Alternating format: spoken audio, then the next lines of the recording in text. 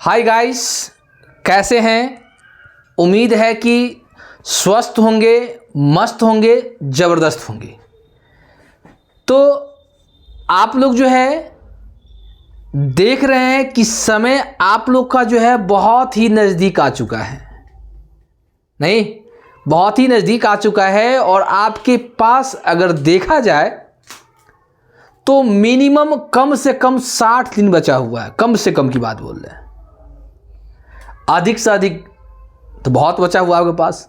नहीं तो आप जो तैयारी कर रहे हैं, कैसे कर रहे हैं, नहीं कर रहे हैं, वो आप पे निर्भर करता है। लेकिन आज भी अगर आप सतर्क हो जाते हैं तो आपसे बेटर कोई नहीं होगा। तो जैसा कि आप पिछले वाला वीडियो देखे होइएगा, उसमें हम जो है पार्टनरशिप से रिलेटेड, कंपनी से रिलेटेड आपको हम जो मोस्ट बीवीआई क्वेश्चन है, जो क्लास 12 का 2026 में जो है एग्ज़ाम होगा, उसमें जो मोस्ट बीवीआई क्वेश्चन जो अकाउंट से रिलेटेड है, उसको हम आज बताने का प्रयास करेंगे। और एक दो वीडियो में भी डाले हैं आपको, जो कि आप अगर पढ़े होइएगा ठीक से तो आपको वहाँ से भी समझ में आ गया होगा कि इम्पॉर्टेंट क्वेश्चंस कौन है, लिखने कैसे, लिखने का तरीका क्या होता है, टाइम टेकिंग क्या होता है, कि कम से कम समय में, अधिक से अधिक समय में शॉर्ट क्वेश्चन कैसे लिखेंगे, लॉन्ग क्वेश्चन कैसे लिखेंगे, इस सारे चीज़ को हम लोग बताने का प्रयास करते हैं। नहीं, और आपको जो है दो वीडियो में आपको हम बताए हुए थे, और फिर आपके सामने ही हम आपके सामने आप देख रहे हैं कि अकाउंट का जो है मोस्ट वीवीआई क्वेश्चन को लेकर हम आए हैं। तो जितना भी क्वेश्चन दिए हैं, लगभग 6-7 क्वेश्चन है, ये शॉर्ट क्वेश्चन बता रहे हैं। कौन क्वेश्चन बता रहे हैं? शॉर्ट क्वेश्चन बता रहे हैं। और शॉर्ट क्वेश्चन में जो भी क्वेश्चन है वो मोस्ट वीवीआई क्वेश्चन है, और इसे समझने का प्रयास करेंगे आप। कोई दिक्कत? क्या करेंगे? समझने का आप इसको प्रयास करेंगे, याद नहीं करेंगे। याद करेंगे तो आप जो है जिंदगी में कभी भी इसको पूरा हासिल नहीं कर सकते हैं। इसलिए याद नहीं करेंगे, समझने का प्रयास करेंगे। तो चलिए, पहला क्वेश्चन है कॉल्स इन एडवांस। क्या है? Calls in advance. एडवांस की बात बोलते हैं। एडवांस को हम लोग हिंदी में अग्रिम बोलते हैं। क्या बोलते हैं? अग्रिम कहते हैं। अब अग्रिम क्या होता है? जैसा कि आप कहीं ना कहीं तो पढ़ रहे होंगे कि नहीं पढ़ रहे हैं। अगर पढ़ते होंगे तो वहाँ पे आपके जो गुरुजी हैं, आपको हो सकता है कि नवंबर चल रहा है तो नवंबर का पैसा ले लिए होंगे, हो सकता है दिसंबर का भी ले लिए होंगे, जनवरी का भी ले लिए होंगे, फरवरी का भी ले लिए होंगे। मतलब आपको पढ़ाने से पहले पैसा क्या करते हैं? वो ले लेते हैं। किस नाम से? एडवांस के नाम से। तो ये क्वेश्चन है कंपनी का क्वेश्चन है। किसका क्वेश्चन है? कंपनी में। कंपनी में क्या होता है कि कंपनी के द्वारा अपने शेयर होल्डर से, किससे? अपने शेयर होल्डर से बिना मांगे जो पैसा प्राप्त कर लिया जाता है, उसे कॉल्स इन एडवांस कहते हैं। क्या कहते हैं? कॉल्स इन एडवांस कहते हैं। हाँ, लिखेंगे कैसे? देखिए, वो बोल रहे हैं नहीं कि सर लिखेंगे कैसे। इसको लिखने के लिए ओरल अलग चीज होता है, रिटन अलग चीज होता है। रिटन के लिए हम लोग क्या करते हैं कि थोड़ा हम लोग वर्ड पे कंट्रोल करते हैं कि अगर मान लीजिए 2 नंबर का है तो कितने वर्ड में लिखेंगे, 5 नंबर का है तो कितने वर्ड में लिखेंगे। लिखेंगे कैसे? लिखिए, कॉल्स इन एडवांस एक ऐसी एडवांस होती है जिसके अंतर्गत कंपनी के द्वारा अपने शेयर होल्डर से बिना मांगे, क्या चीज? बिना मांगे जो पैसा प्राप्त कर लिया जाता है, उसे ही हम कॉल्स इन एडवांस कहते हैं। कोई दिक्कत यहां तक नहीं ना? तो पहला क्वेश्चन आपको ये हो गया, कॉल्स इन एडवांस। अब कॉल्स इन एरियर की बात करते हैं। किसका बात करते हैं? एरियर। एरियर को आप कहते हैं, हम लोग बकाया बोलते हैं, ड्यू बोलते हैं, अनपेड बोलते हैं। नहीं, ये क्या होता है? एरियर होता है। तो एरियर मतलब क्या होता है कि हम आपसे पैसा मांग रहे हैं और आप हमको अभी तक नहीं दिए हैं। नहीं, तो एरियर का जो है सब जगह, सब जो है, कहीं पे ड्यू लिखा जाता है, कहीं पे अनपेड लिखा जाता है। नहीं, तो एरियर का मतलब होता है कंपनी की भाषा में कि कंपनी के द्वारा अपने शेयर होल्डर से, किससे? कंपनी के द्वारा अपने शेयर होल्डर से पैसा मांगने के बावजूद भी, यानी पैसा मांगने के बाद भी अगर पैसा प्राप्त नहीं होता है क्या होता है, पैसा प्राप्त नहीं होता है, तो ऐसी दशा में, कौन दशा में, ऐसी दशा में उसे हम क्या बोलते हैं, कॉल्स इन एरियर बोलते हैं। बताइए यहां तक कोई समस्या है तो बताइए, किसी प्रकार का कोई दिक्कत है, किन्हीं को दिक्कत है तो बताइए कि कॉल्स इन एरियर में किन्हीं को दिक्कत है नहीं ना। चलिए अब मान लीजिए कि कॉल्स इन एरियर हो गया, कॉल्स एडवांस हो गया। अब कहता है साझेदारी से आप क्या समझते हैं। सिंपल सी बात है, नहीं जिंदगी भर हम लोग सब पार्टनर करते रहते हैं, नहीं चाहे वो पार्टनर किसका, मोबाइल देखने का पार्टनर हो, चाहे खाने का पार्टनर हो, नहीं चाहे सोने का पार्टनर हो, चाहे रूम पार्टनर हो, नहीं बहुत सारा पार्टनर होता है। लेकिन हमको पार्टनर को उससे समझना है कि पार्टनरशिप में क्या होता है। तो हम लोग पढ़ते हैं कि अपने कॉमर्स में आएंगे, कॉमर्स में पार्टनरशिप क्या होता है। तो जैसा कि आपको आपके गुरु के द्वारा बताया गया होगा, आपके सीनियर के द्वारा बताया गया होगा, या आप खुद से पढ़े होंगे कहीं ना कहीं से, तो वहाँ पे आप देखिए कि पार्टनरशिप में 2 या 2 से अधिक व्यक्ति, कितना, 2 या 2 से अधिक व्यक्ति आपस में मिलकर क्या कर मिलकर किसी भी व्यवसाय को करने के लिए क्या करते हैं, सहमति बनाते हैं। फिर से बताएं, कोई दिक्कत नहीं। जब 2 या 2 से अधिक व्यक्ति मिलकर किसी भी व्यवसाय को चलाने के लिए आपस में क्या करते हैं, समझौता करते हैं। क्या करते हैं, आपस में समझौता करते हैं, पूंजी लगाते हैं, नियंत्रण करते हैं, जोखिम उठाते हैं और लाभ बांटने का निर्णय लेते हैं। उसे क्या बोलते हैं, उसे ही हम क्या, साझेदारी कहते हैं। क्या कहते हैं, साझेदारी कहते हैं। और साझेदारी में क्वेश्चन पूछा जाता है ऑब्जेक्टिव में कि साझेदारी व्यवसाय में साझेदारों की मिनिमम संख्या कितना होता है। तो मिनिमम 2 और अभी 2013 के अनुसार मैक्सिमम कितना, 200। कोई दिक्कत, यहां तक दिक्कत है तो बोलिए, है नहीं। चलिए तो साझेदारी हम समझे। अब कहता है त्याग अनुपात क्या है, त्याग अनुपात कैसे निकाला जाता है। अब देखिए त्याग अनुपात का मतलब होता है सेक्रीफाइस रेशियो। नहीं, अब त्याग मतलब क्या होता है, त्याग मतलब जैसा कि आप जानते हैं कि घर में भी कभी कभी आपसी मतभेद होता है, माता पिता के द्वारा आपको कहा जाता है कभी कि जाओ तुमको त्याग दिए हम, तुमको लेना देना नहीं है। मतलब त्याग देने का मतलब कि उनसे अलग हो जाना। नहीं, कभी कभी बच्चे भी माँ बाप को त्याग देता है, नहीं त्याग देता है, वो सेक्रीफाइस कहलाता है। तो यहाँ पे हम लोग कैसे लिखेंगे, तो सेक्रीफाइस क्या है, यहाँ पर क्या होता है कि यहाँ पर ये क्वेश्चन पार्टनरशिप का है। किसका, पार्टनरशिप का है। तो सेक्रीफाइस क्या होता है कि जब कोई पुराना साझेदार, कौन साझेदार, पुराना साझेदार यानी ओल्ड पार्टनर, जब अपने हिस्से का, किसका, अपने हिस्से का कुछ भाग, अपने हिस्से का कुछ भाग या पूरा भाग जब नए साझेदार के पक्ष में दे दिया जाता है, क्या किया जाता है, दे दिया जाता है, तो ऐसी दशा में हम लोग क्या करते हैं, उसको सेक्रीफाइस कहते हैं। जैसे मान लीजिए ए और बी 2 पार्टनर है और सी नया पार्टनर प्रवेश किया है और बोला है कि हम ए और बी से इतना इतना लेंगे, और ए और बी अपने हिस्से का जो शेयर वो डिमांड कर रहा है वो शेयर अगर दे दिया जाता है तो उसको क्या बोलते हैं, सेक्रीफाइस रेशियो। कोई दिक्कत। अब कहता है क्वेश्चन कि सेक्रीफाइस रेशियो यानी त्याग अनुपात कैसे निकालते हैं। तो त्याग अनुपात निकालने के लिए हम लोग फॉर्मूला का यूज करते हैं। कौन फॉर्मूला, सेक्रीफाइस रेशियो।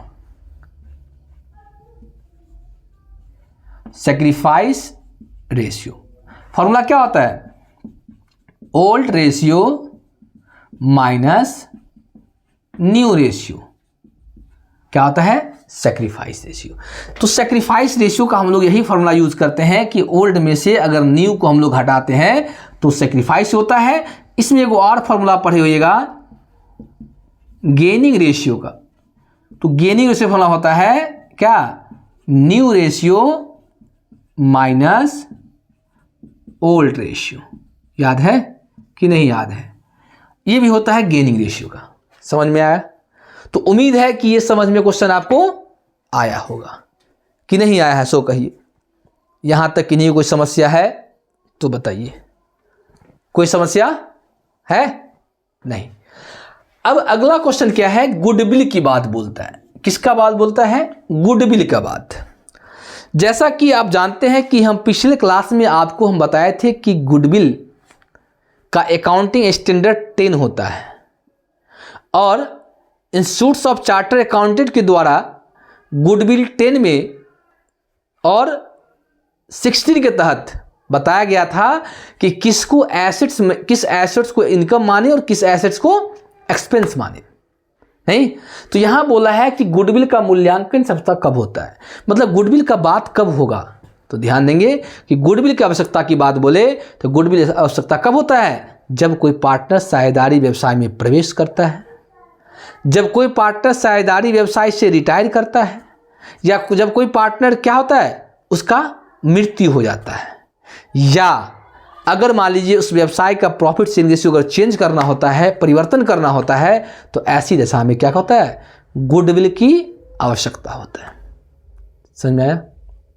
कोई दिक्कत नहीं। तो ये हो गया आपको गुडविल। अगला क्वेश्चन है कि आय व्यय खाता।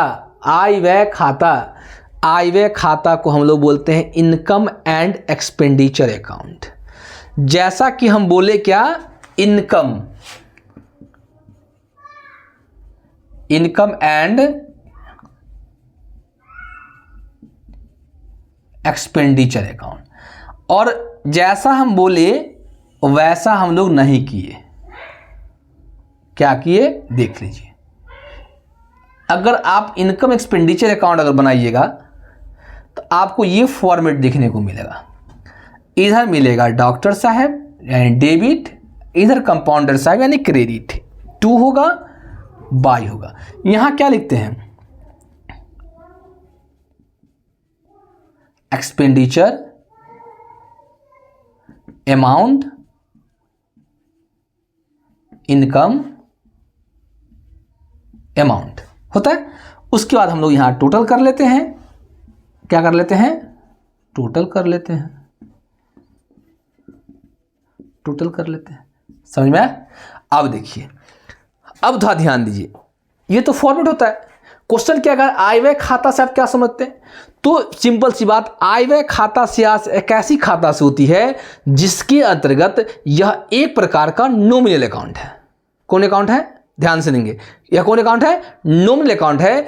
और इसमें जब आय व्यय खाता, इनकम एक्सपेंडिचर अकाउंट जब हम बनाते हैं तो इसमें 2 साइड होते हैं, एक डेबिट साइड, दूसरा क्रेडिट साइड। कितने साइड? डेबिट साइड, एक डेबिट साइड, दूसरा क्रेडिट साइड। जब डेबिट साइड में यानी एक्सपेंडिचर साइड में सारे खर्चे को हम कहां डालते हैं? एक्सपेंडिचर में डालते हैं। कहां डालते हैं? जितना मेरा खर्चा होता है सारे को कहां डालते हैं? एक्सपेंडिचर से डालते हैं। और जितना मेरा इनकम होता है उसको कहां डालते हैं? ये इनकम साइड यानी क्रेडिट साइड। और जब इसको हम लोग बंद करते हैं, किसको?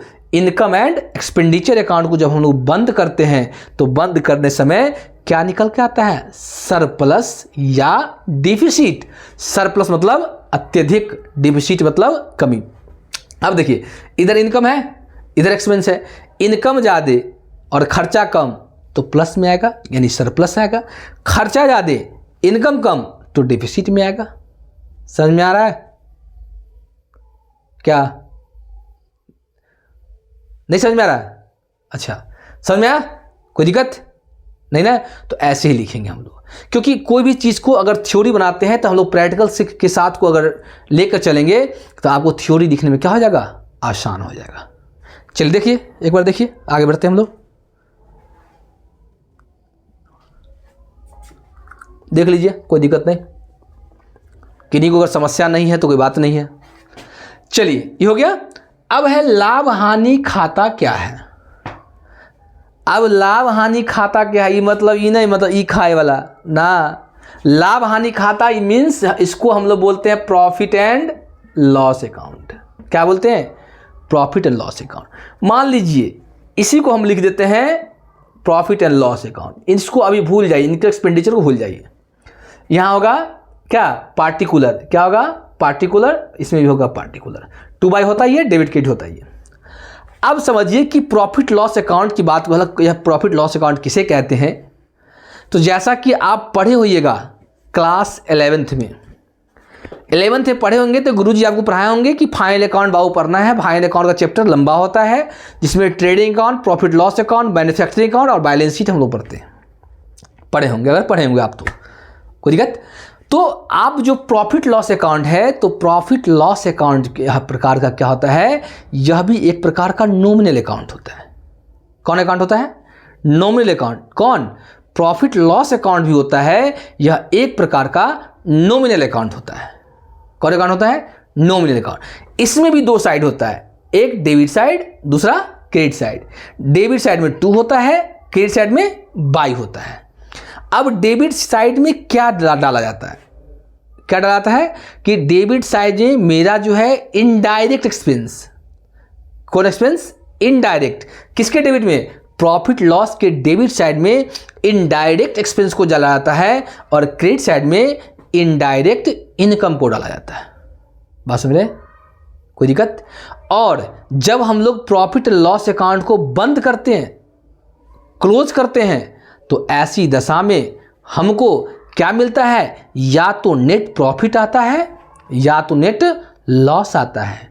और ध्यान देंगे, यही नेट प्रॉफिट एंड लॉस को हम लोग कहाँ ले आते हैं? बैलेंस शीट में ले आते हैं। और बैलेंस शीट में कैपिटल में नेट प्रॉफिट को जोड़ देते हैं और नेट लॉस को घटा देते हैं। समझ में आ रहा है? कोई दिक्कत? किन्हीं को किसी प्रकार का समस्या है? नहीं।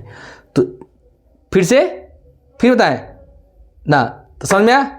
चलिए, अब लास्ट क्वेश्चन है कि निजी कंपनी क्या है। कौन कंपनी? निजी कंपनी क्या है? तो जैसा कि आप देख रहे हैं, वर्ड से स्पष्ट है। किससे? वर्ड से स्पष्ट है कि निजी मतलब अपना होता है। क्या होता है? अपना होता है। और जब अपना की बात अपना ही करते हैं, नहीं करते हैं?